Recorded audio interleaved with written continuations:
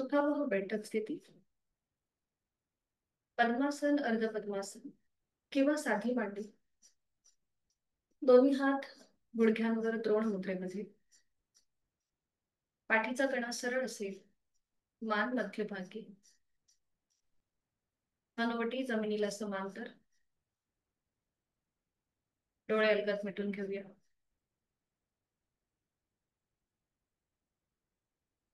बंद डोळ्यांनी संपूर्ण देहाचं निरीक्षण करूया. आपण जी बैठक धारण केली आहे त्या बैठकीमध्ये आपण स्थिर आहोत का हे पाहण्याचा प्रयत्न. हाताची कोपरं शरीराच्या जवळ आहे. खांदे जमिनीकडे सैल सोडले आहेत. पाठकणा सरळ आहे. चेहरा शांत. संपूर्ण देहाचं निरीक्षण.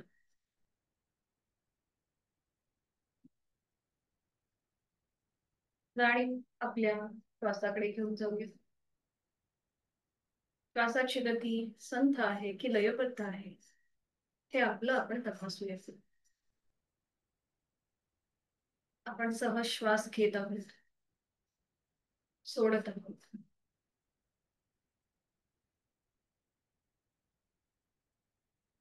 आंतरिक सजगता.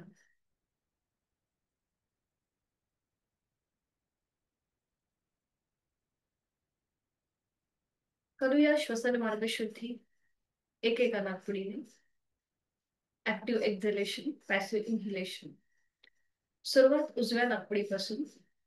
डाव्या अंगठ्याने डावी नाकपुडी सहज बंद करा.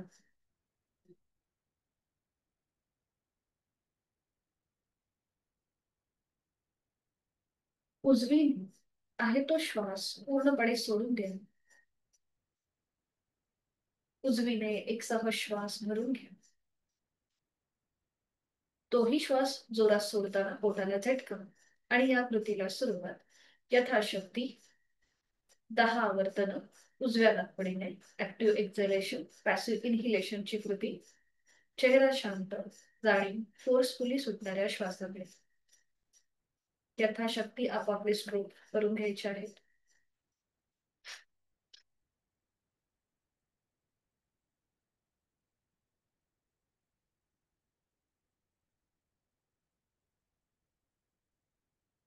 डावा हात गुडघ्यावर.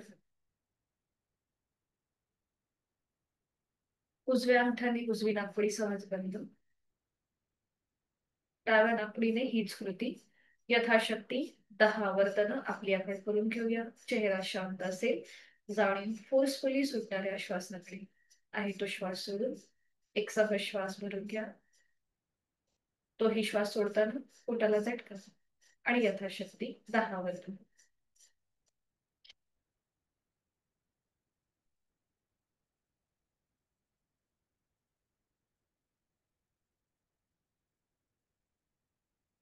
आपली आपली आवर्तन झाली की उजवा हात गुडघ्यावर. क्रमाक्रमाने आपण उजवी आणि डावी नाकपुडी मोकळी करून घेतली आहे. तिथे काही बदल जाणवत आहे का? श्वासाच्या गतीमध्ये, नाकपुड्यांमध्ये काही बदल जाणवतोय का याची जाणीव.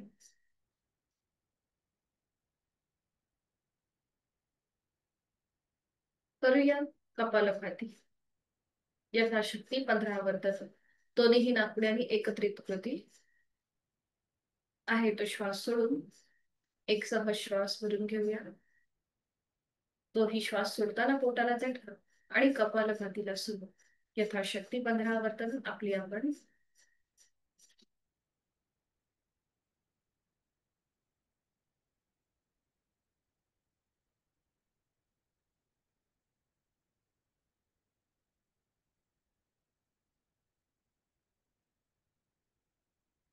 काही क्षण शांत.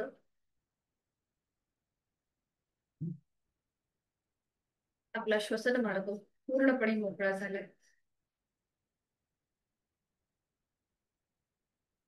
दोन्ही हातांची ज्ञान मुद्रा.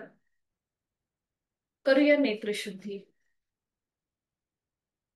अलगद डोळे उघडून समोर असलेल्या ओमच्या प्रतिमेकडे एकटक स्थिर नजरेने पाहण्याचा प्रयत्न करूया. निळ्या पार्श्वभूमीवरचा केशरी रंगाचा ओम त्याचा आकार, त्याची चंद्रबिंदी हा संपूर्ण तपशील उघड्या डोळ्यांनी आपल्या मनामध्ये आपण सामावून घेत आहोत. अ आणि चंद्रबिंदी असा 3.5 मात्रांचा बनलेला ओम, निर्गुण निराकार ओम आपण आपल्या डोळ्यांमध्ये सामावून घेत आहोत.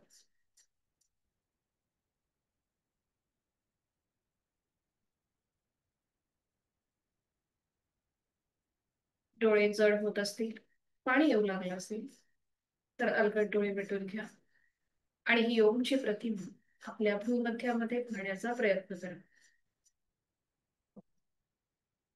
गणेश रूपी ओम, त्याचं मनन स्मरण चिंतन, प्रतिमा दिसेल न दिसेल पण मनात ओम ओम आणि ओम.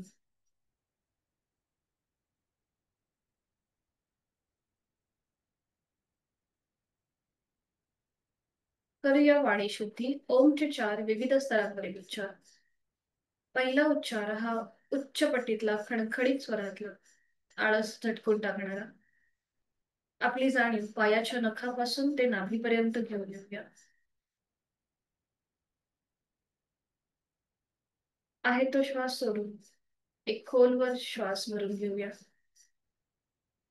आणि हा श्वास सोडताना उच्च पट्टीतला ओमचा उच्चार.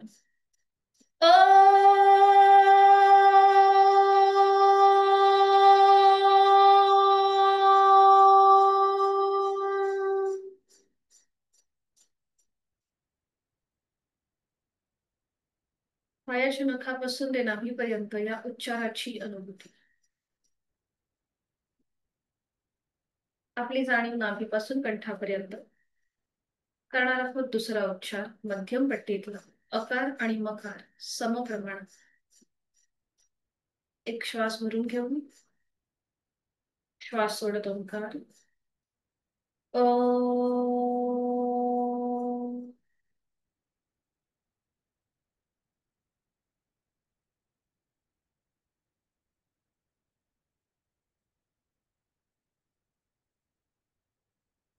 कंपनांची अनुभूती आपल्या नाभीपासून कंठापर्यंत. तिसरा उच्चार हा अगदीच हळू आवाजामध्ये, मकार लांबवलेला. आपली जाणीव कंठापासून मस्तिष्कापर्यंत. एक श्वास भरून घेऊया, श्वास सोडत उच्चार.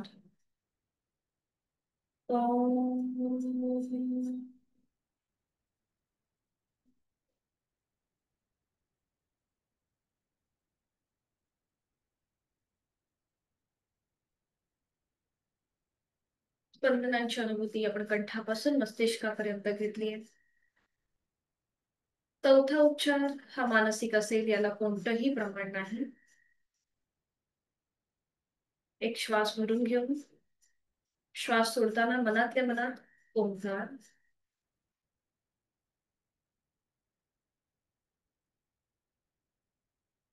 कंपनांची अनुभूती संपूर्ण शरीरभर.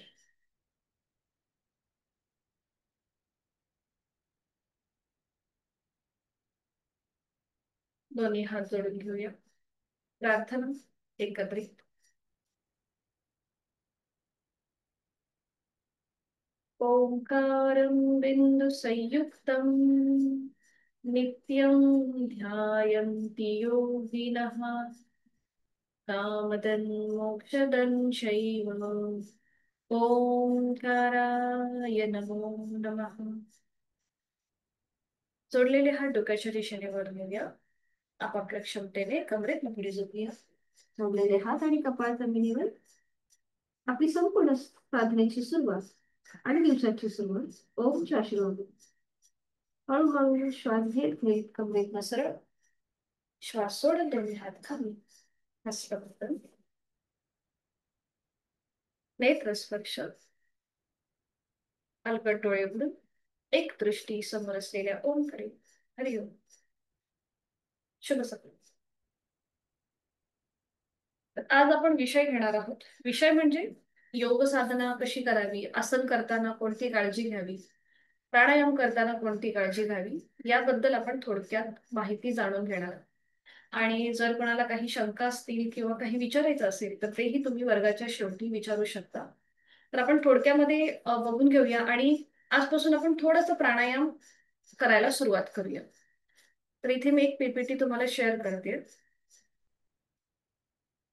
फक्त मी बोलत राहिले तर खूप बोरिंग होईल म्हणून हा छोटासा पीपीटी.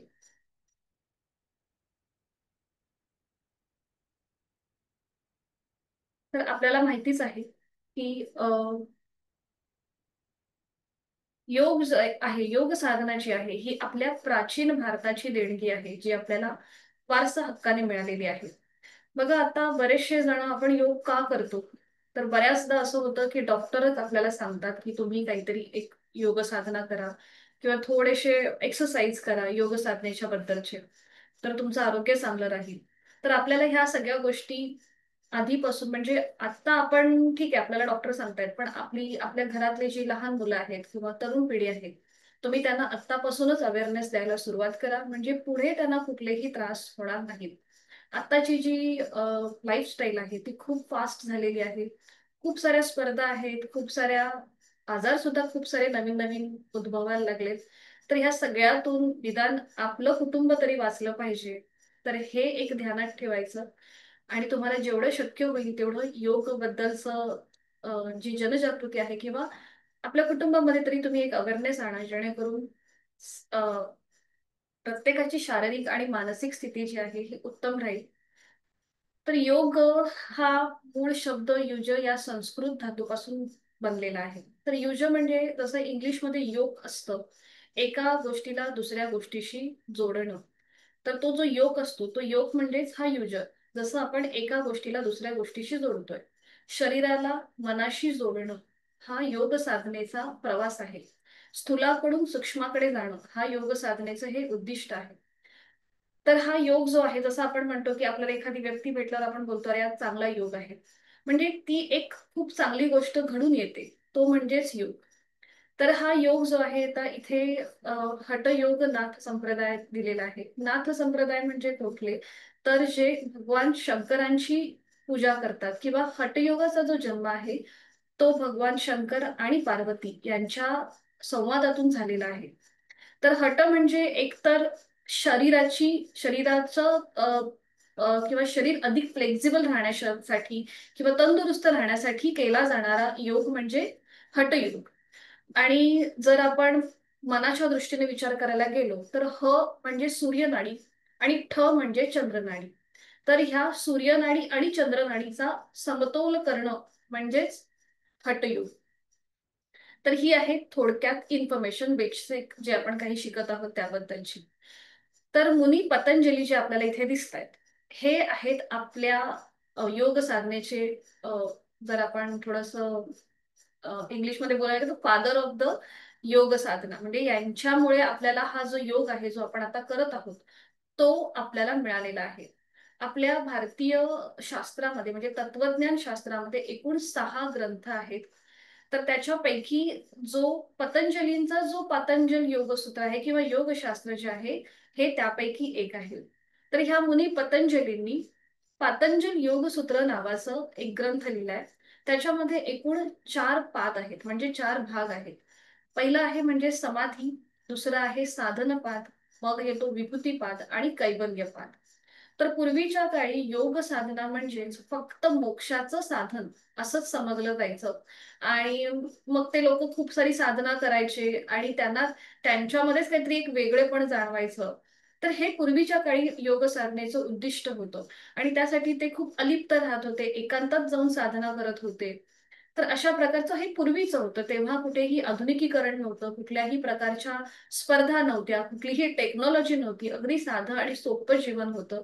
आणि त्यामुळे ह्या लोकांनी खूप सारी लिखाणं केली आहेत, जी आपल्याला आत्ताही उपयोगी पडतात. पतंजल योगसूत्र जे आहे हे आधुनिक मानसशास्त्र समजलं जातं. जर तुम्हाला कधी चान्स मिळाला तर तुम्ही नक्की हे वाचा आणि याच्याबद्दल खूप साऱ्या मोठ्या मोठ्या लेखकांनी विश्लेषण केलेलं आहे. आणि ते इतकं सुंदर आहे की आपल्याला आत्ताही त्याची तेवढीच उपयोगिता म्हणजे बघायला मिळते. तर ह्या मुनी पतंजलीनी त्यांच्या पहिल्या पादामध्ये म्हणजे समाधी पादामध्ये आपल्याला ही दोन सूत्र सांगितलेली आहेत. अथ योगानुशासन म्हणजे योग हे एक डिसिप्लिन आहे, शिस्त आहे.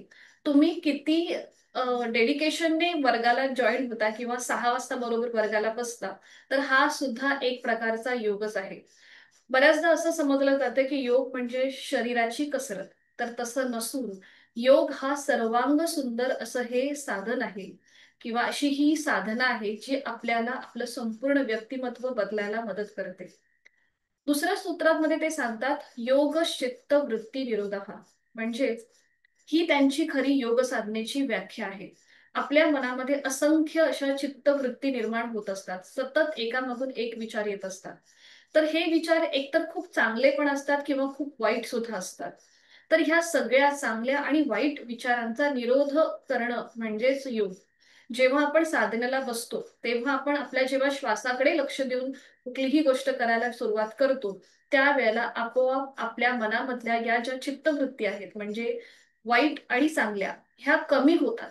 थोडंसं आपण सेटल होतो आणि आपली साधना आपण करायला सुरुवात करतो. तर हे जे आहे त्यांचं योग साधनेबद्दलची ही त्यांची व्याख्या. भगवद्गीता. भगवद्गीता हा असा ग्रंथ आहे ज्याच्यामध्ये भगवान विष्णूने भगवान श्रीकृष्णांनी 18ही अध्यायामध्ये फक्त योगच सांगितलेला आहे आणि तो वेगवेगळ्या प्रकारचा योग आहे. ज्याच्यामध्ये कर्मयोग आहे, भक्ती योग आहे, ज्ञान योग आहे. वेगवेगळे अध्याय जे आहेत त्यांचे ते योग बद्दलचेच आहेत. तर त्यांची जी ही पहिली व्याख्या आहे समत्वम योग उच्चते. समत्वम म्हणजे काय, तर तुमचं शरीर आणि मनाला बॅलन्स ठेवणं, समतोल ठेवणं, हा सुद्धा एक प्रकारचा योगच आहे. त्यानंतर योग कर्मसु कौशल्यम. तुम्ही जी कुठली कर्म करता म्हणजे तुम्ही प्रोफेशनली जे कोणी आहात किंवा साधी जरी आपण गृहिणी जरी असलो तरी त्या आपल्या घरकामामध्ये आपण किती प्रेमाने ते घरकाम करतोय किंवा किती डेडिकेशनने करतोय, आपण आपल्या कुटुंबाची किती चांगल्या प्रकारे काळजी घेतोय, तर हा सुद्धा योगच आहे. योग कर्मसु कौशल्यम. आपण आपलं काम प्रामाणिकपणे करणं, डेडिकेशनने करणं, तर हा सुद्धा एक प्रकारचा योगच आहे. बघा इथे आपल्याला खूप साऱ्या अ, गोष्टी कळल्या की योग म्हणजे फक्त आसनाचीच कसरत नसून जेव्हा आपण ह्या साध्या साध्या गोष्टी प्रेमाने करतो, जाणीवपूर्वक करतो, कुणाला दुखवता न करतो, तर तो सुद्धा योगच समजला जातो. योगो भवती दुःखः. तर हा जो श्लोक आहे तो अशा प्रकारचा आहे की अ, कुठला बरा श्लोक, स्वप्नाव म्हणजे तुम्हाला योग्य आहार घ्यायचा आहे, योग्य विहार घ्यायचा आहे आणि त्यानंतर योग्य विश्रांती घ्यायची आहे. त्याच्यानंतर हा जो दुःखाचा नाश करणारा योग आहे तो तुम्हाला प्राप्त होतो. तर इथे भगवान कृष्णांनी आहाराला जास्त महत्व दिलेलं आहे. त्यांचा जो 17वा अध्याय आहे, जर तुम्हाला कधी भगवद्गीता जर वाचायची आवड असेल तर त्यांचा जो 17वा अध्याय आहे त्या 17व्या अध्यायामध्ये त्यांनी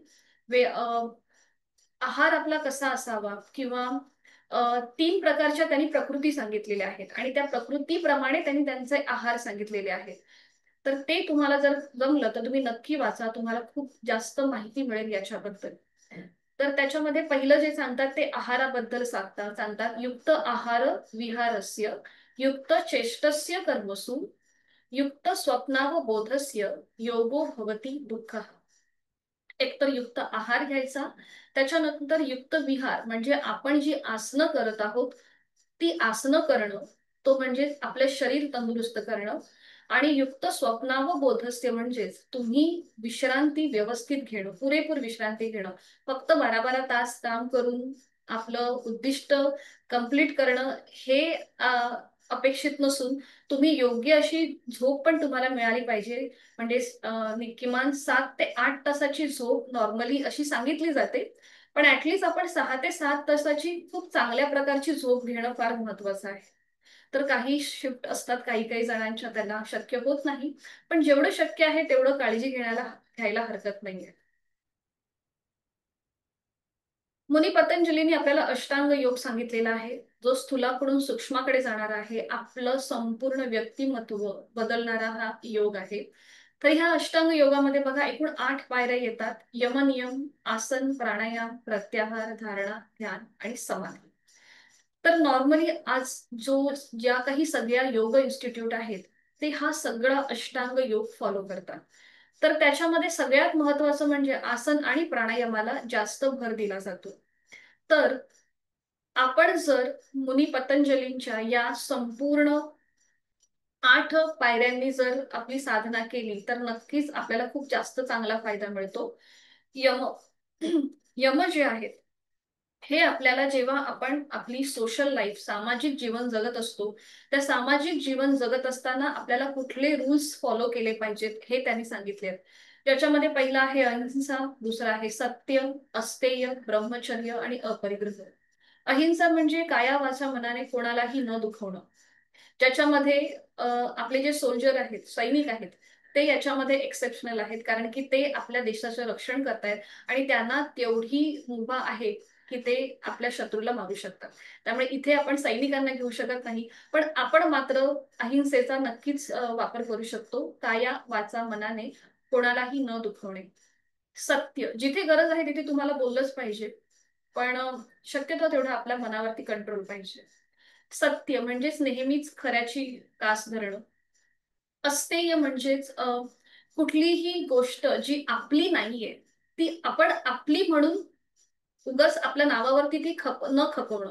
म्हणजे चोरी न करणं अस्तेय म्हणजे. मग ते कुठल्याही प्रकारचे असू देत, एखादं लेखन असू देत किंवा कुठलीही जागा जमीन जे काही असेल ते जे आपलं नाहीये ते आपलं नाहीच आहे, हे एक मनामध्ये ठेवणं. उगाच ते आपल्याकडे आणणं आणि आपल्या नावावर खपवणं हे गोष्ट ही करू नये, हे ते अस्तेय मध्ये सांगतात. ब्रह्मचर्य म्हणजेच ऑफकोर्स इथे आपलं शारीरिक ब्रह्मचर्य तर आहेच, पण त्याचबरोबर तुम्ही जे कुठलं तुमचं उद्दिष्ट आहे, जसं की मुलांचं उद्दिष्ट असतं की मला हे करायचंय, म्हणजे मला डॉक्टर व्हायचंय, मला वकील व्हायचंय, मला सीए व्हायचंय, जे काही आपल्याला व्हायचंय, आपलं जे उद्दिष्ट आहे त्या उद्दिष्टाकडे आपण 100% डेडिकेशन देणं, योग्य असा अभ्यास करणं किंवा त्यासाठी जी काही तुम्हाला महत्वाची ज्या काही गोष्टी आहेत त्या करणं म्हणजेच ब्रह्मचर्य. ब्रह्मचर्य म्हणजे 100% डेडिकेशन आणि तिथे केलेली वाटचाल. अपरिग्रह. अपरिग्रह म्हणजेच कुठलीही गोष्ट अधिक प्रमाणामध्ये त्याचं जतन न करणं किंवा अधिक प्रमाणामध्ये न घेणं. म्हणजेच काय तर बघा, मॉलमध्ये आता सेल लागतात, तर त्या सेलमध्ये आपण सगळेजण धावत धावत जातो आणि खूप साऱ्या गोष्टी घेतो कारण की त्या फ्रीमध्ये असतात. तर ज्या गोष्टी आपल्याला उपयोगीही नसतात त्याही आपण गोष्टी घेऊन येतो बिकॉज ऑफ सेल आहे किंवा स्वस्तामध्ये मिळतंय म्हणून. पण मग तेवढा आपल्या मनावरती आपल्याला कंट्रोल करता आला पाहिजे. जेवढं आपल्याला गरजेचं आहे तेवढंच घेणं किंवा जेवढं आपल्याला आवडतं तेवढंच खाणं म्हणजेच अपरिग्रह. कुठलीही गोष्ट प्रमाणाच्या बाहेर त्याचा साठा न करणं. म्हणजे ह्या किती साध्या आणि सोप्या गोष्टी आहेत, पण कधी कधी आपण ह्या सगळ्या विसरतो. आपल्या घरी लहान मुलांना तुम्ही सुद्धा हे सगळं सांगू शकता, त्यांना समजावून सांगू शकता. नियम जे आहेत हे आपल्याला आपली स्वतःची पर्सनॅलिटी म्हणजे आपलं स्वतःचं व्यक्तिमत्व कसं चांगलं राहील याच्याबद्दल सांगत असतात. शौच म्हणजे काय तर शुद्धता. आपलं शरीर मन आणि शुद्ध ठेवणं म्हणजे शौच. संतोष म्हणजे थोडंसं आपण समाधानी राहणं म्हणजे संतोष. तप म्हणजे जसं ब्रह्मचर्यामध्ये सांगितलं की तुम्ही जे काही तुमचं उद्दिष्ट आहे त्या उद्दिष्टासाठी तुम्ही जी वाटचाल करता, तुमचं जे 100% तुमचा जे एफर्ट्स लावता ते म्हणजे तप. स्वाध्याय म्हणजे ह्या ज्या एफर्ट्स मध्ये तुम्हाला ज्या गोष्टी महत्वाच्या आहेत त्या गोष्टींचा सतत अभ्यास करणं म्हणजे स्वाध्याय. ईश्वर प्रणिधान म्हणजेच आपले जे गुरुजन आहेत, मोठी माणसं आहेत त्यांच्याशी आदराने वागणं. ईश्वर प्रणिधान म्हणजे समर्पण. त्याला अजून एक शब्द असा आहे की सरेंडर. आता हे ईश्वर प्रणिधान आजकालची पिढी विसरून गेलेली आहे. ते शिक्षकांना सुद्धा अरे तुरेवरती बोलतात जेव्हा मित्रमैत्रिणी एकत्र बोलत असतात तेव्हा. आपल्या वेळेला ह्या गोष्टीच नव्हत्या. आपण आपलं जे होतं जे शाळेचं आयुष्य ते खूपच सुंदर होतं. म्हणजे असं परत होईल की नाही मला माहिती नाही, पण ईश्वर प्रणिधान हे आजकालची मुलं फार लांब पडत चालली आहेत. तर मुलं आपले आई वडील किंवा आपल्यापेक्षा जी मोठी माणसं आहेत त्यांच्याशी आदराने बोलणं हे म्हणजेच ईश्वर प्रणिधान. त्या खूप साध्या आणि सोप्या गोष्टी आहेत ज्या मुनी पतंजलीने त्या काळामध्ये लिहिलेल्या होत्या. पुढे आहे आसन. म्हणजे जेव्हा तुम्ही इथे तुम्ही स्थिर होता, तुम्ही या सगळ्या गोष्टी जेव्हा फॉलो करता त्याच्यानंतर मग ते आसन सांगतात जे आपल्याला आपलं शरीर तंदुरुस्त करण्यासाठी आवश्यक आहे. त्याच्यानंतर मग ते मनाकडे येतात प्राणायाम, ज्याच्याने आपलं आपलं मेंटल जे हेल्थ आहे ती खूप चांगली राहते. प्रत्याहार जो आहे हा याला आपण म्हणू शकतो ब्रिज आता इथे म्हटलेलं आहे. म्हणजे ही वरची जी 4 अंग आहेत त्याला बहिरंग योग म्हणतात. आणि ही खाली जी 3 अंग दिसत आहेत धारणा, ध्यान आणि समाधी याला अंतरंग योग म्हणतात. तर ह्या बहिरंग आणि अंतरंग योगला जोडणारा हा प्रत्याहार आहे ब्रिज. तर प्रत्याहार मध्ये भगवद्गीतेमध्ये असं सांगितलंय की जसं कासव आहे हा कासव जेव्हा पाण्यामध्ये जातो किंवा जेव्हा त्याला काही संकट आल्यासारखं वाटतं तेव्हा तो त्याचे संपूर्ण त्याचे जे पाय आहेत त्याचं जे तोंड आहे तो त्याच्या कवचामध्ये असं खेचून घेतो. तर इथे तुम्हाला तुमच्या इंद्रियांवरती निग्रह करायचा आहे. म्हणजेच काय, तर कुठलीही गोष्ट आपल्याला वाटतेय की इथे आपण आपला तोल जाऊ शकतो, तर तिथे तुम्हाला स्वतःला बॅलन्स ठेवता आलं पाहिजे. तर इंद्रिय निग्रह म्हणजेच प्रत्याहार असं भगवद्गीतेमध्ये सांगितलेलं आहे. धारणा म्हणजे जसं आपण एक मेडिटेशन करतो, तर ते मेडिटेशन म्हणजेच धारणा. ध्यान म्हणजे ज्या त्या मेडिटेशन मध्ये आपण बसल्यानंतर आपण जी एखादी समोर गोष्ट घेतो, जसं आता आपण ओमचं केलं होतं. आता ओम आपण एकदा उघड्या डोळ्यांनी बघितला, मग तो बंद डोळ्यांनी बघण्याचा प्रयत्न केला. तर इथे तुम्ही कुठलीही गोष्ट घेऊ शकता, तुमच्या गुरुजनांचा फोटो किंवा तुमची आवडती इष्टदेवता. तर ती जेव्हा तुम्ही धारणेसाठी एखादी गोष्ट घेता मेडिटेशनसाठी आणि त्या गोष्टीमध्ये तुम्ही पूर्णपणे रमून जाता, कॉन्सन्ट्रेशन म्हणजे त्या गोष्टीबद्दलचं तुमचं निरीक्षण खूप जास्त प्रमाणामध्ये वाढत जातं, तुम्ही स्वतःमध्ये रमून जाता, अंतर्गत होता, ते म्हणजेच ध्यान. समाधी म्हणजे परमोच्च आनंद. या सगळ्या गोष्टी केल्यानंतर आपल्याला जो एक वेगळाच समाधान, एक आनंद मिळतो, मन शांत होतं, ती म्हणजे समाधी. आता हा समाधी हा जो शब्द आहे किंवा ही जी टेक्निक आहे ही खूपच कठीण म्हणायला, म्हणजे हे कोणाला साध्य होत नाही. समाधीची जी अवस्था आहे आणि ज्याला साध्य होते तो बोलूही शकत नाही अशी ही अवस्था आहे. तर आसन बद्दल मुनी पतंजलीने 3 सूत्र सांगितलेत. स्थिर सुखमासनम, स्टेबल अँड प्लीझंट. बघा आपण जेव्हा वर्गाला बसतो तेव्हा पद्मासन, अर्ध पद्मासन किंवा साधी मांडी घालतो. त्या साध्या मांडीमध्ये आपण किती स्थिर बसतो. साधी मांडी घालताना पण जर तुमचे गुडघे दुखत असतील, तुमचे पाय वर येत असतील, तुम्हाला जर सारखी तुमची अशी चुळबुळ होत असेल, तर तुम्ही त्या बैठकीमध्ये स्थिर नाही आहात हे समजायचं. तर पहिलं म्हणजे आपल्याला हे फॉलो करायचंय की आपण जी कुठली बैठक घेऊ, आसन तर ठीक आहे ते बाजूला, पण ज्या साध्या बैठकीमध्ये पण आपल्याला स्थिरता आणि सुखमयता प्राप्त व्हायला पाहिजे. Stable and pleasant. जेव्हा आपल्याला इथे जेव्हा आपण बैठकीमध्ये स्थिर राहू, ते म्हणजे स्थिर सुखमासन. त्याच्यानंतर प्रयत्न शैथिल्य अनंत समापत्ती पहा. Not forcefully, do it gracefully. म्हणजे कुठलंही आसन असू देत. आता आपण बघा आठवड्यामध्ये बरीचशी आसनं शिकलेलो आहोत. त्या आसनांमध्ये आपल्याला कुठेही स्वतःला अति जोर किंवा अति प्रयत्न न करता आपली जेवढी क्षमता आहे त्या क्षमतेप्रमाणे आसन करण्याचा प्रयत्न करा. जसं वज्रासन आपण घालतो, तर वज्रासनामध्ये समजा गुडघ्यांना होत असेल त्रास तर सोडून द्या. तिथे उगाच अट्टाहास करून जर तुम्ही अजून तिथे जर तो त्रास वाढवला तर गुडघेदुखीचा त्रास अजून उद्भवू शकतो. म्हणून कुठलंही आसन करताना जर तुम्हाला वाटलं की माझा गुडघा दुखतोय, माझ्या अँकलमध्ये कुठेतरी पेन वाटतोय, तर ते सोडून द्या. पण प्रयत्न जरूर करा. म्हणून ते म्हणतात प्रयत्न शैथिल्य. प्रयत्न असं करा की जिथे तुम्हाला कुठेही त्रास व्हायला नाही पाहिजे. तर हे दुसरं सूत्र. आणि जर अशा प्रकारे आपण आपली आसनं केली की मग त्वतो द्वंद्वानी विगतः, म्हणजे आपल्याला आपली पर्सनॅलिटी, आपल्या शरीरावरचा जो आपला कंट्रोल आहे तो आपल्याला सांभाळता येतो. जसं बघा आपण पाठीवर झोपून जेव्हा पाय 90 डिग्री वर घेतो आणि ते मी तुम्हाला सांगते की तुम्ही सावकाश सावकाश खाली घ्या, तर तेव्हा तो जो आपल्याला कंट्रोल येतो ना, तेव्हा आपोआप आपल्या विचारांमध्ये, आपल्या आचारांमध्ये सुद्धा एक प्रकारचं कंट्रोल यायला सुरुवात होते. या खूप महत्वाच्या गोष्टी आहेत, जी आसनं करताना आपल्याला ह्या पाळायच्या आहेत. त्यानंतर पुढे येतो प्राणायाम. तर ही प्राणसंकल्पना आहे. आपल्या शरीरामध्ये एकूण हे 5 प्राण आहेत. अपान, समान, व्यान, उदान आणि प्राण. अपान जो आहे हा आपला सगळ्यात खालचा जो भाग आहे तिथे असतो. जो उत्सर्जनाचं काम करतो. समान जो आहे हा आपल्या जिथे आपलं पोट आहे नाभी प्रदेशाच्या इथे असतो. तर जो आपलं आपलं जठराग्नी जो आहे किंवा आपल्याला जे खाल्लेलं अन्न आहे ते पचवण्याचं काम करतो. आपला जो व्यान आहे जो आपल्या हृदयाच्या इथे आहे.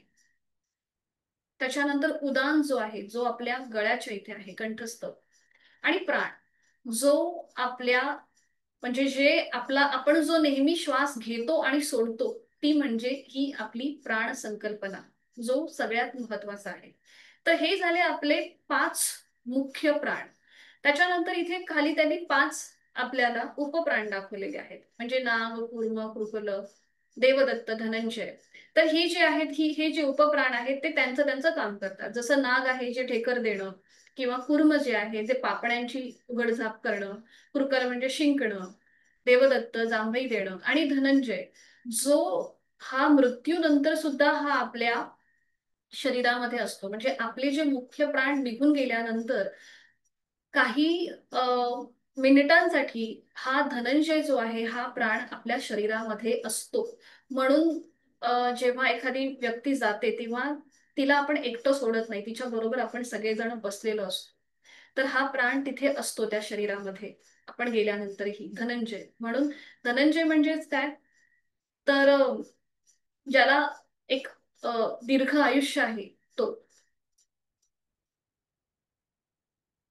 तर हे झालं प्राणायामाबद्दल. म्हणजे हे फक्त मी तुम्हाला एक बेसिक माहिती असायला पाहिजे म्हणून मी हे सांगितलं. आता खरा हे आहे ते म्हणजे आपण प्राणायामाचा अर्थ आणि व्याख्या. प्राणायाम कसा करावा. बघा, नॉर्मली प्राण म्हणजे आपल्या शरीरातली चैतन्य शक्ती, आणि आयाम म्हणजेच तिला आपण नियंत्रण करणं, त्याचं नियमन करणं. आणि त्यासाठी आपण समान श्वसन शिकलो, दीर्घ श्वसन शिकलो, विभागीय श्वसन शिकलो. त्याच्यामध्ये आपण आपली जो श्वास आपण घेतो आणि सोडतो त्याच्यामध्ये जे नियंत्रण येतं ते. तर मुनी पतंजलींनी त्याची व्याख्या अशी सांगितली आहे की तस्मिन सती श्वास प्रश्वास योगर्ती विच्छेद प्राणायाम. म्हणजेच जो आपला तस्मिन सती म्हणजेच काय, आसन केल्यानंतर त्यांनी आपल्याला प्राणायाम करायला सांगितलंय. म्हणून तस्मिन सती त्याप्रमाणे तुम्ही आता पुढे प्राणायाम करू शकता. श्वास प्रश्वास म्हणजे आपण जो नेहमी श्वास घेतो आणि सोडतो, जो श्वास सोडतो त्याला प्रश्वास म्हणतात.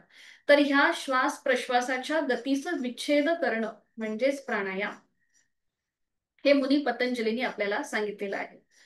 तर पुढे हठयोग प्रदीपिका हा जो ग्रंथ आहे त्याच्यामध्ये त्यांनी काय सांगितलंय, चले वातम चलम चित्तम निश्चले निश्चले भवेत योगी स्थाणुत्व मापनोती ततो वायू निरोधयता.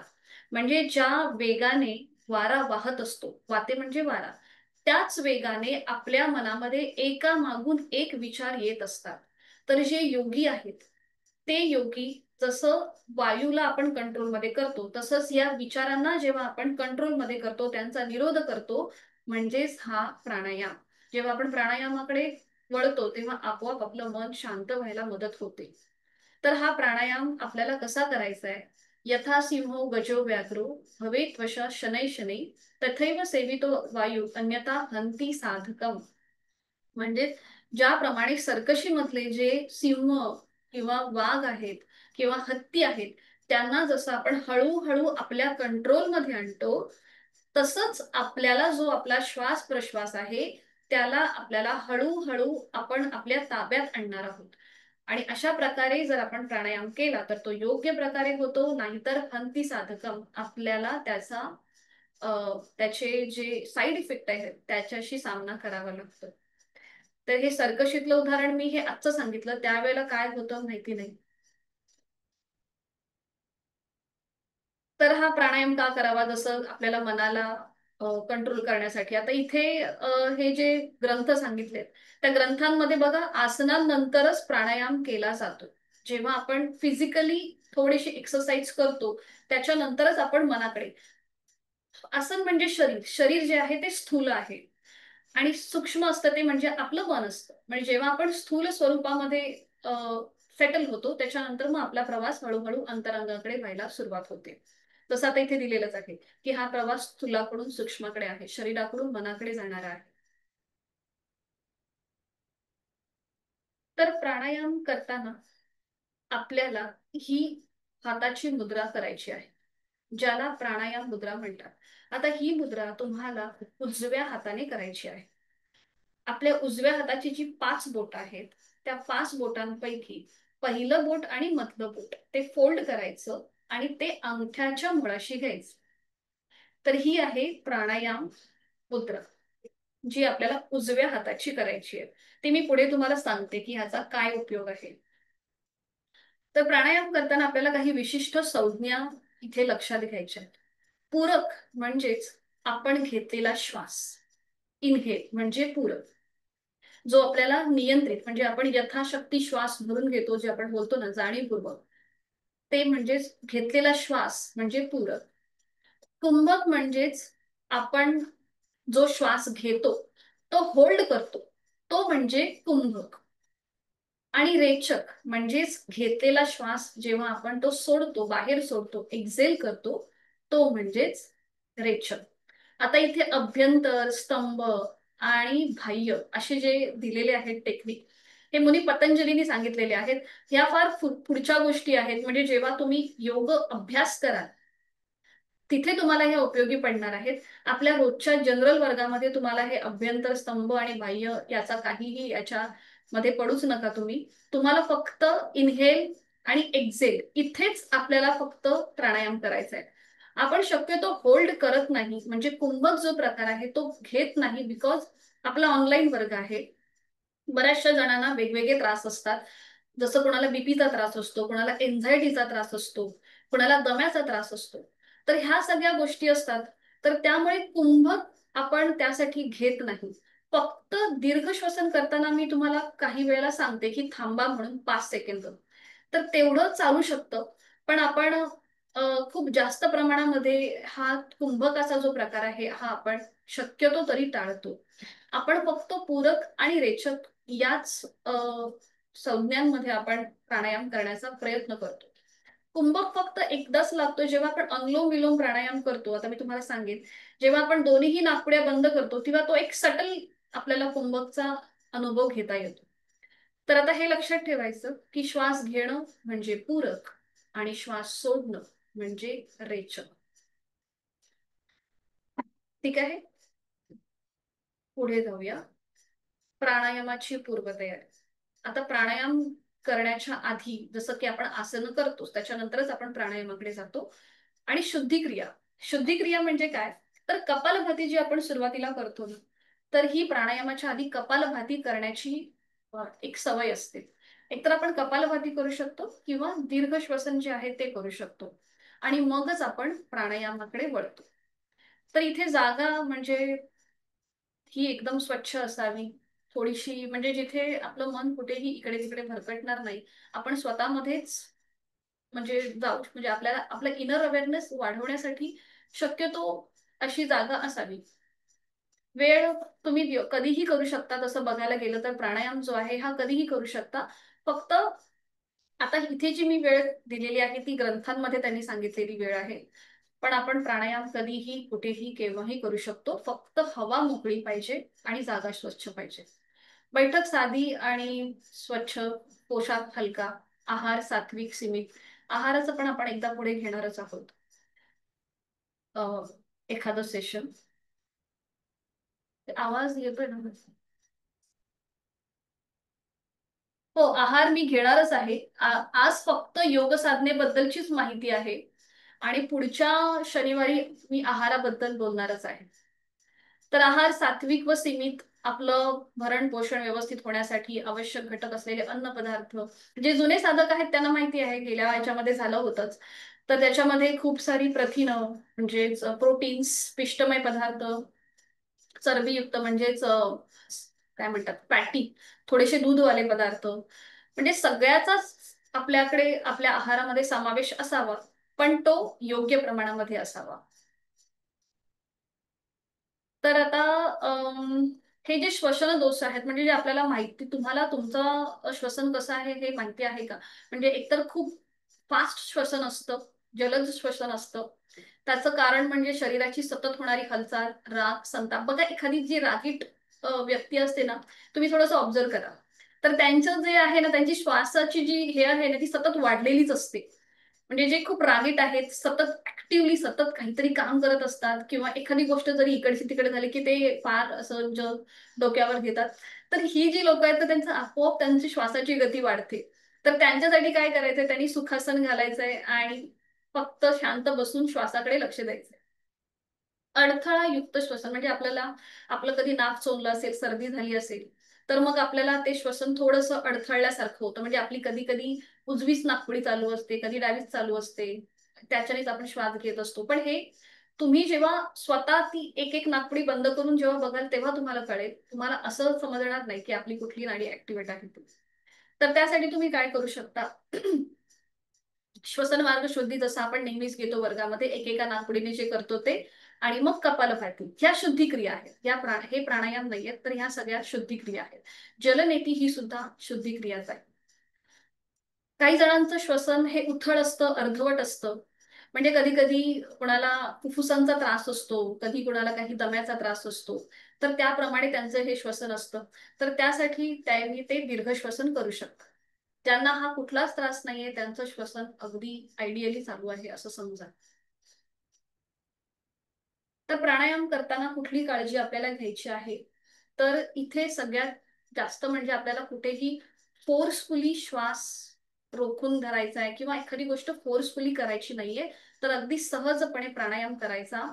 ते करताना आपल्याला आपल्या श्वासावरती प्रश्वासावरती हलकं हलकं नियंत्रण आणायचं आहे.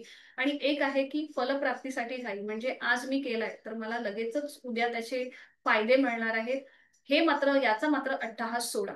जेव्हा आपण निरंतर नियमित साधना करू तेव्हाच आपल्याला त्याचे फायदे मिळतात. हे ॲलोपॅथी नाहीये, म्हणजे आपण आत्ता गोळी घेतली की आपला लगेच ताप उतरतो. तर हा तसा प्रकार नाहीये. इथे तुम्हाला रोज नियमित साधना केली पाहिजे आणि मगच तुम्हाला ह्याचे फायदे मिळणार आहेत. तर पुस्तकं वाचून किंवा चित्र पाहून किंवा कुणाच्याही सांगण्याने तुम्ही प्राणायाम करणं शक्यतो टाळा. योग्य मार्गदर्शनाखाली प्राणायाम करा. तर समजा जर हा जो श्लोक आहे, प्राणायाम युक्तेन सर्व रोग क्षयो भवेत, अयुक्त अभ्यास योगेन सर्व रोग समुद्भव. हा जो श्लोक आहे हा हठयोग मध्ये दिलेला आहे की जर आपण अयोग्य प्रकारे प्राणायाम केला तर आपल्याला काय होऊ शकतं बघा. डोके जड होतं, दम तुटतो, छातीत चमक येते, गरगरल्यासारखं वाटतं. हे अयुक्त प्राणायामाची लक्षण आहे. आणि तो जर प्राणायाम आपण युक्त प्रकारे केला म्हणजे योग्य प्रकारे केला तर आपल्याला उत्साह वाटतो, प्रसन्न वाटतं, आनंदी वाटतं, शांत वाटतं. हे आता तुम्ही तुमचं तपासून बघू शकता आफ्टर प्राणायाम. तर ही साधना यथाशक्ती करायची आहे, जाणीवपूर्वक करायची आहे. प्रत्येकाची श्वास घेण्याची आणि सोडण्याची क्षमता वेगवेगळी असते. तर आपल्याला त्याप्रमाणेच प्राणायाम करण्याचा प्रयत्न करायचा आहे. आणि त्याच्यामुळे ऑफकोर्स म्हणजे आपल्याला खूप चांगल्या प्रकारचे फायदे मिळणार आहेत. आणि कुठलीही गोष्ट अति करणं टाळा. समजा तुम्हाला अनकम्फर्टेबल वाटतंय दीर्घ श्वसन करायला, तर एकच आवर्तन करा. 2 आवर्तनं करण्याची गरज नाहीये. जसं आपलं कंट्रोल वाढेल तसं तुम्ही तुमची आवर्तनं वाढवू शकता. तर हे आहेत बघा पूर्वाभ्यास म्हणून आपण हे सगळा प्रकार केलेला आहे. दीर्घ श्वसन केलंय, विभागीय श्वसन केलंय, यौगिक श्वसन सुद्धा केलेलं आहे. तर हे आहेत प्राणायामाचे प्रकार. सूर्यभेदन. चंद्रभेदन हा प्राणायामाचा खरं प्रकार नाहीये, पण हल्ली सगळ्या इन्स्टिट्यूटमध्ये हा घेतला जातो. पण कुठल्याही योग ग्रंथामध्ये या चंद्रभेदनचा तुम्हाला कुठेही उल्लेख सापडणार नाही. पण हल्ली हा प्राणायाम सुद्धा घेतला जातो. त्याच्यानंतर सूर्याभ्यास, चंद्राभ्यास, अनुलोम विलोम जो बॅलन्सिंग प्राणायाम आहे, भस्त्रिका, भ्रामरी, उज्जाई, सितकारी आणि शीतली, हे जे प्राणायाम आहेत हे आपण आपल्या वर्गामध्ये घेतो. आता हे प्राणायाम जेव्हा आपण घेऊ जेव्हा जेव्हा त्या वेळेला मी तुम्हाला कॉन्ट्रा इंडिकेशन सांगत जाईल. तर ही झाली थोडक्यात माहिती प्राणायामाबद्दलची आणि आसनांबद्दलची आणि संपूर्ण योग साधनेबद्दलची. तर योग साधना केल्यानंतर कधी काय खावं, तर हे तुम्हाला मी आधीच ग्रुपवरती पाठवलेलं आहेच. ज्यांना जिम करायची असते किंवा आपल्या वर्ग झाल्यानंतर जे लोक जिमला जातात त्यांनी अर्धा एक तासाने जिमला जायला हरकत नाहीये, किंवा जिम झाल्यानंतर अर्धा एक तासांनी योग साधना करायला हरकत नाहीये. जिम केल्यानंतर शक्यतो प्राणायाम करावा, जेणेकरून तुमची एक्सरसाइज ऑलरेडी झालेली असते, त्याच्यानंतर तुम्ही प्राणायाम करू शकता. तर आता आपण वळूया थोडंसं प्राणायामाकडे जरासे पाय तुम्ही मोकळे करून घेऊ शकता, कारण की बराच वेळ आपण अशी मांडी घालून बसलोय. प्राणायाम शक्यतो करताना पद्मासन, अर्ध पद्मासन, तुम्ही वज्रासनामध्ये सुद्धा बसू शकता. अगदीच हे नाही जमलं तर तुम्ही साधी मांडी घाला किंवा खुर्ची किंवा टेबलवर बसून सुद्धा प्राणायाम करू शकता. थोडेसे पावलांमध्ये हालचाल करून पद्मासन, अर्ध पद्मासन करायला हवे.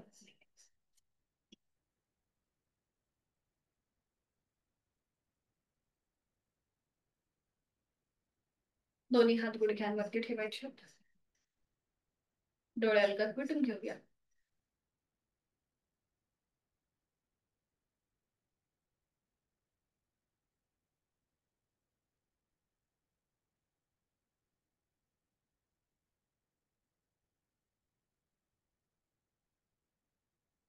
ओके, जिम करावी की योग?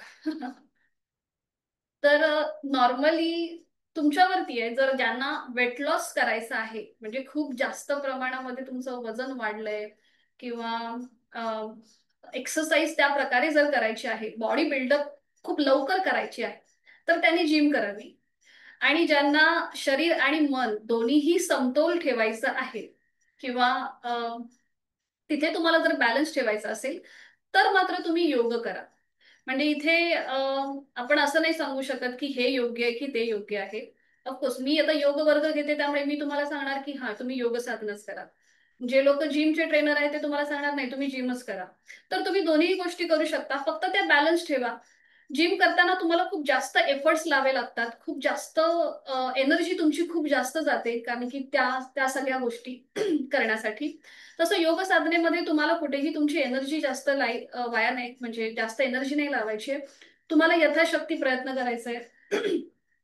तुम्ही तुमची जी आसनं आहे, साधना आहे, ती तुम्ही तुमच्या अ, श्वासाकडे लक्ष देऊन करता. तसं जिममध्ये आपण खूप रॅपिडली मूव्हमेंट करत असतो, खूप डायनॅमिक कृती करत असतो. तर तुम्हाला अ, जर तुम्हाला हाय ब्लड प्रेशर असेल किंवा हृदयाचा त्रास असेल, तर मात्र शक्यतो जिम करणं टाळा. तुम्ही योग साधनाच करा, असं मी सांगू शकते. ज्यांना एखादा व्याधी आहे, त्यांनी मात्र जिम करणं शक्यतो टाळा. आणि जिम करायचीच असेल तर प्रॉपर ट्रेनर घ्या, योग्य आहार घ्या, त्यांच्याप्रमाणेच जिम करायला जा. ठीक आहे? तर आता आपण करतोय प्राणायामाला सुरुवात. दोन्ही हात गुडघ्यांवरती, डोळे अलगद मिटून घेऊया. चेहरा शांत. जाणीव आपल्या श्वासाची. हाताची कोपरं शरीराच्या जवळ असतील. डोळे अलगद मिटलेले आहेतच. करूया कपालभातीची 10 वर्तन. आहे तो श्वास सोडून एक सहज श्वास भरून घ्यायचा. तोही श्वास सोडताना पोटाला आतमध्ये झटका आणि कपालभातीला सुरू. यथाशक्ती 10 वर्तन.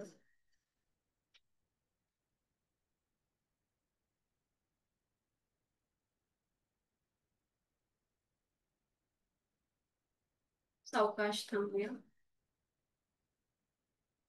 आपला संपूर्ण श्वास मोकळा होतोय. श्वसन मार्ग मोकळा झालेला आहे. दोन्ही हात जोडून घेऊया. जोडलेले हात आपल्या हृदयापाशी. प्राणायामाचा श्लोक मी बोलते, आपण श्रवण करा. प्राणस्तेदं वशे सर्वं त्रिदिवे यत् प्रतिष्ठितम् मातेव पुत्रान् रक्षस्व श्रीश्च प्रज्ञांच विदेहि नैती. आपल्या अंतरंगातील प्राणशक्तीला मनापासून वंदन करा. त्या श्लोकाचा अर्थ असा आहे की या तिन्ही लोकांमध्ये जे जे काही अस्तित्वात आहे ते सगळं प्राणाच्या अधीन आहे. म्हणून हे प्राण, जसं माता आपल्या मुलांचं रक्षण करते, तसं तूही आमचं रक्षण कर. आम्हाला चांगलं बुद्धी, आम्हाला चांगलं आरोग्य आणि संपत्ती प्राप्त करून दे. आपल्या अंतरंगातील प्राणशक्ती तिला मनापासून वंदन आणि सावकाश मान सरळ. दोन्ही हात गुडघ्यांवर. तर आता इथे आपल्याला उजव्या हाताची अंगुली मुद्रा करायची. पहिलं बोट आणि अंगठा, पहिली जी 2 बोट आहेत ती आणि ती अंगठ्याच्या मुळाशी घेऊन यायची आहे. ही झाली उजव्या हाताची प्राणायाम मुद्रा किंवा अंगुली मुद्रा. तर हे का आपल्याला करायचंय, तर करंगळी आणि त्याच्या बाजूचं बोट ओपन आहे, अंगठा ओपन आहे. जेव्हा आपण एका नाकपुडीने श्वास घेतो आणि दुसरीने सोडतो, त्यावेळेला आपल्याला ह्या 3 बोटांचा आधार घ्यायचा आहे. जसं की आपल्याला समजा उजव्या नाकपुडीने श्वास घ्यायचा आहे, तेव्हा ह्या 2 बोटांनी डावी नाकपुडी बंद करायची, उजवीने श्वास घ्यायचा आणि मग अंगठ्याने डावी नाकपुडी बंद करायची आणि घेतलेला श्वास उजवीने सोडायचा, सॉरी डावीने सोडायचा. ठीक आहे. म्हणजे ही जी 3 बोट आहेत ती आपल्याला यासाठीच उपयोगी करायची आहेत की एकदा आपल्याला उजवी नाकपुडी अंगठ्याने बंद करता आली पाहिजे आणि 2 बोटांनी डावी नाकपुडी बंद करता आली पाहिजे. म्हणजे प्रत्येक वेळेला तुम्हाला वेगळा हात वापरायची गरज नाहीये. एकाच हाताने तुम्ही एक एक नाकपुडी चालू आणि बंद करू शकता.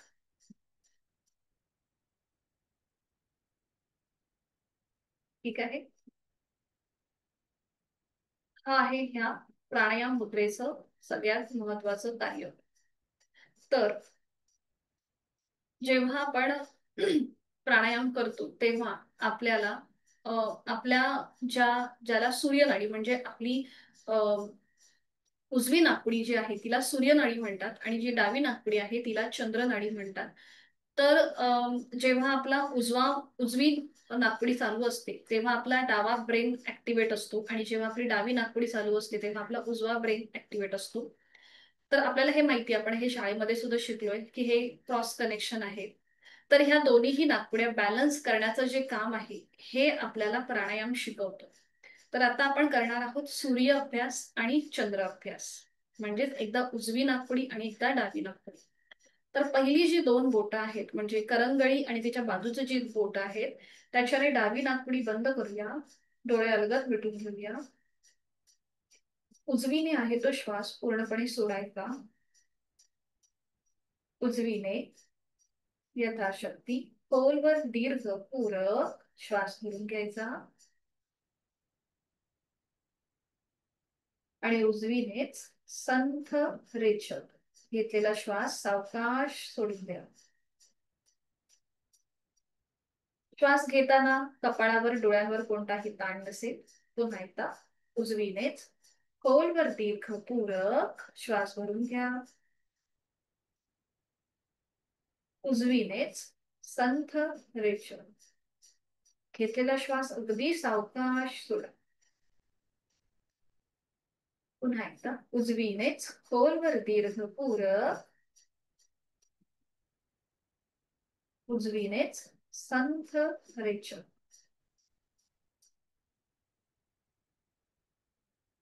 उजवीने पूरक, उजवीनेच रेचक. उजवीने पूरक, उजवीनेच रेचक. थोडा वेळ हात खाली गुडघ्यावर, डोळे मिटून जाणीव आपल्या उजव्या नाकपुडीकडे. श्वास किती सहज घेतला आणि किती सहज सोडला याचा मनातल्या मनात मागो.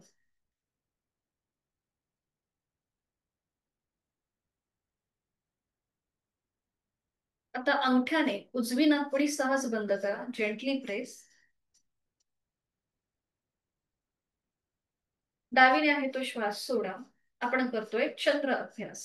डावीने खोलवर दीर्घ पूरक, डावीने संथ रेचक. डावीने खोलवर दीर्घ पूरक,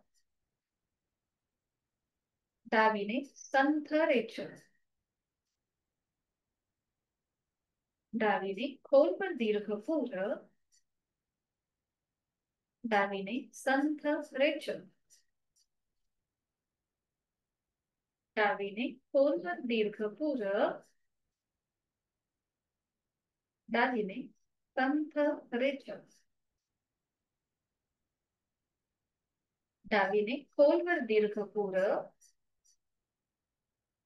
संथ रेचक. पुन्हा एकदा खोलवर दीर्घ पूर आणि संथ रेष. उजवा हात गुडघ्यावर व्यालून, जाणीव दोन्ही नाकपुड्यांकडे. आपण आता केलाय सूर्य अभ्यास आणि चंद्र अभ्यास. एकाच नाकपुडीने आपण श्वास घेतला आणि सोडला, म्हणून तो सूर्य अभ्यास आणि चंद्र अभ्यास.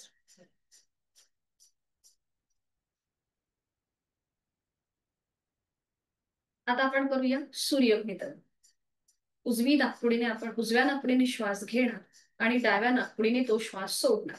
म्हणजे आपण इथे श्वास घेण्याच्या आणि सोडण्याच्या कृतीला छेद देतोय, भेदन करतोय. सुरुवात करूया. उजव्या हाताची पुन्हा एकदा प्राणायाम मुद्रा. डोळे अलगद मिटलेले आहेत, चेहरा शांत आहे आणि दोन बोटांनी आपली डावी नाकपुडी बंद करा. उजवीने खोलवर दीर्घ पूर, दोन्हीही नाकपुड्या बंद आणि डावीने संथ रेच.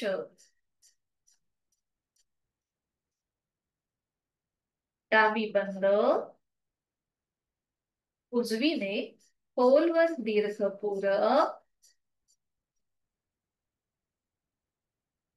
उजवी बंद आणि डावीने संथ रेच. अगदी सावकाश यथाशक्ती कृती करा. डावी बंद, उजवीने खोलवर दीर्घ पूर, उजवी बंद, डावीने संथ रेच. अजून एक आवर्तन करूया. डावी बंद, उजवीने पूर, उजवी बंद आणि डावीने संथ रेच. उजवा हात गुडघ्यावर ज्ञान मुद्रेत, जाणीव दोन्हीही नाकपुड्यांकडे. आता आपण केलेला आहे सूर्य भेदन प्राणायाम, त्याचा मनातल्या मनात मागून. बैठक बदलायची असेल तर साधी मांडी घालायला हरकत नाहीये. दोन्ही हातांची ज्ञान मुद्रा.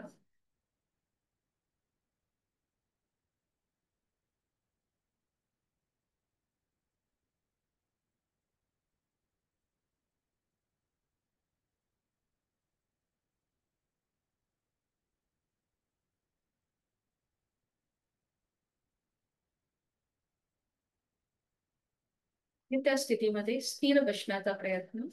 स्थिर सुखमासन.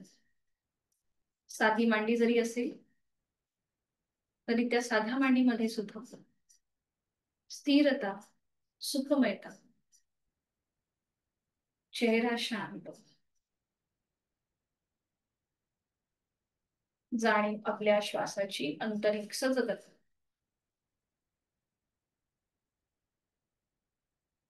आज आपण जे जे काही ऐकलं त्याचा मनातल्या मनात मागोवा आणि जे प्राणायामाची पूर्वतयारी म्हणून किंवा प्राणायाम, सूर्य अभ्यास, चंद्र अभ्यास, सूर्यभेदन याचाही मनातल्या मनात मागोवा. श्वासाची गती शांत आहे का हे आपलं आपण तपासूया.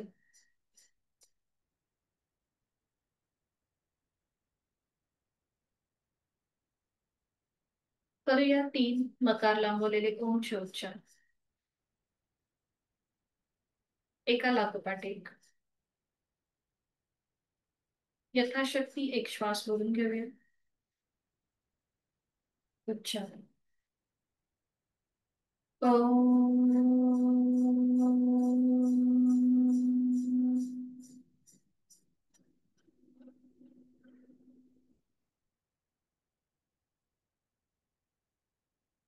खोलवर दीर्घ श्वास.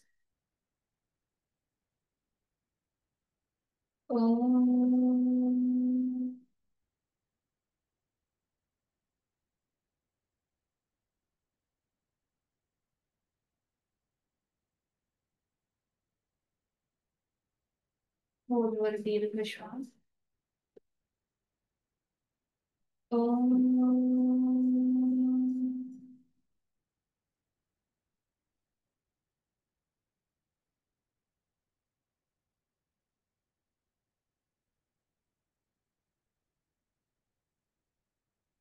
दोन्ही हात जोडून शांती पाठ.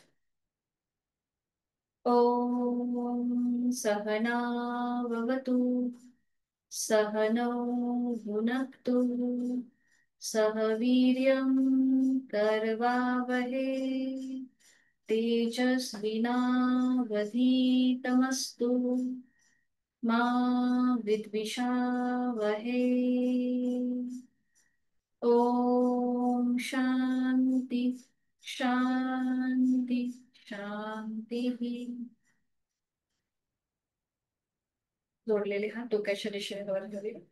आपापल्या क्षमतेने कमरेत नक्की झोपूया. जोडलेले हात आणि कपाळ जमिनीवर. आपली संपूर्ण साधने ओमला समर्पित. हळूहळू श्वास घेत कमरेत नसलं. श्वास सोडत दोन्ही हात खाली. हस्तमुद्र. नेत्र स्पर्श. हलगट डोळे उघडून नेत्रदृष्टी ओमकडे. हरिओम. आजचा वर्ग इथे संपन्न होतो. भेटणार आहोत सोमवारी सकाळी 6 वाजता. कोणाला काही शंका किंवा काही विचारायचं असेल तर विचारू शकतो.